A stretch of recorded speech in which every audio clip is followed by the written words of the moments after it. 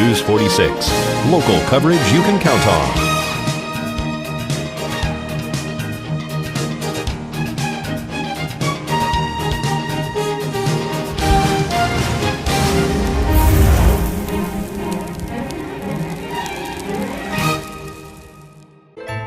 From your Perrupt Domino's, happy holidays! And remember to ask for the holiday special.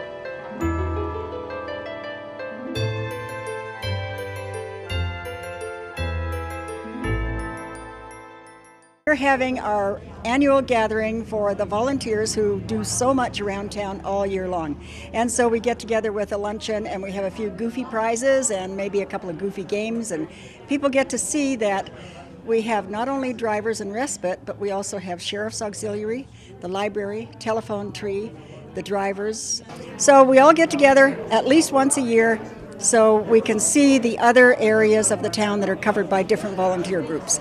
This is a great event, and it kind of says thank you to the volunteers.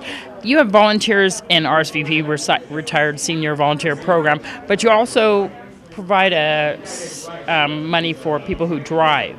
Yes, we do. We have the transportation program where someone will drive a senior, pick up a senior, and take them primarily to medical appointments.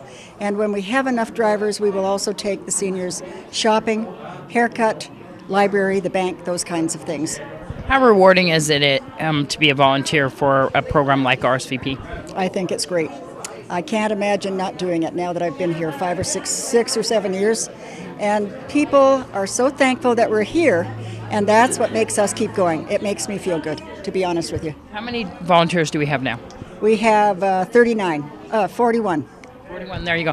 And that also includes respite care providers as well. And tell what respite care is.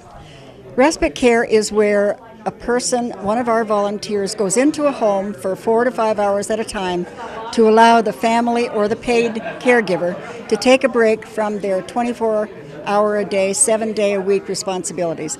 It is actually a lifesaver in many cases.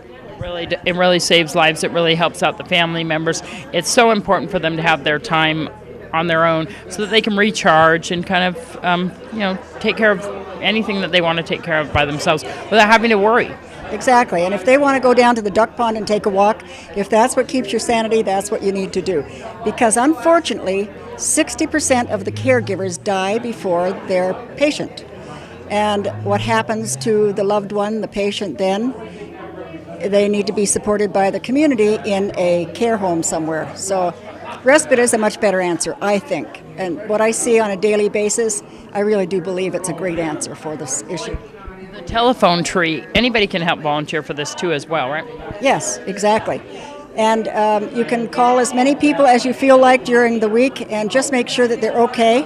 If they need something, then the telephone tree caller calls me to let me know. What does a telephone tree do? They call a person who is homebound and checks on their health and how they're doing overall. And if they need to go somewhere, if they need a doctor's appointment, if they need a contact name, phone numbers, they call me and I can provide that for them. If people want to volunteer for respite care, I know that there's some training involved there, but if they want to volunteer to be a driver or the telephone tree or even to go through the training for respite care, how can they do that? Or if people need this service? Call me at 751-5282, anything pertaining to RSVP. 751-5282. Thanks so much, Jan. And thank you, and I want to give a thank you to Vern for all the support he provides to RSVP.